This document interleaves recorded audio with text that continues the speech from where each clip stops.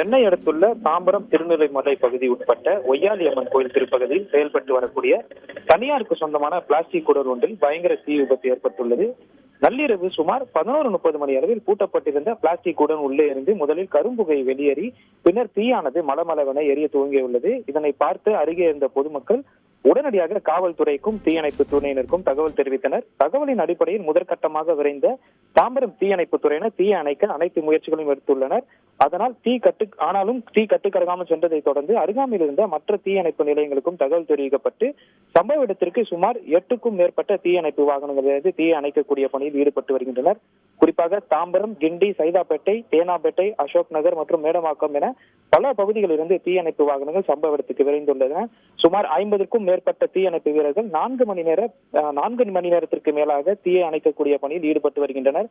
மேலும் கூடுதலாக தீயணைப்பு வாகனங்கள் இந்த பகுதிக்கு வர இருப்பதாகவும் தீயணைப்பு துறையினர் தெரிவித்துள்ளனர். அதேபோல் கூடுதலாக டேங்கர் லாரிகளும் இந்த பகுதிக்கு கொண்டு வரப்படக்கூடிய முயற்சிகளும் எடுத்து வருகின்றனர். தற்போது வரை தீ கட்டுக்கடங்காமல் கொழுந்துவிட்டு எரியக்கூடிய காட்சியை நம்மால் பார்க்க முடிகிறது. மேலும் இந்த தீ விபத்து தொடர்பாக தீயணைப்பு துறையினர் நடத்திய முதற்கட்ட விசாரணையில் சுரேஷ் ஜெயராஜ் என்பவருக்கு சொந்தமான RK பிளாஸ்டிக் என்ற பெயர் செயல்பட்டு வரக்கூடிய இந்த தொழிற்சாலையில் மறுசுழற்சிக்கு பயன்படுத்தக்கூடிய பிளாஸ்டிக் பொருட்கள் சேமித்து வைக்கக்கூடிய சேமிப்பு கிடைக்காக செயல்பட்டு வந்ததாகவும் மின்கசிவு காரணமாக இந்த தீ விபத்து ஏற்பட்டிருக்கலாம் எனவும் தீயணைப்பு துறையினர் தெரிவிக்கின்றனர்.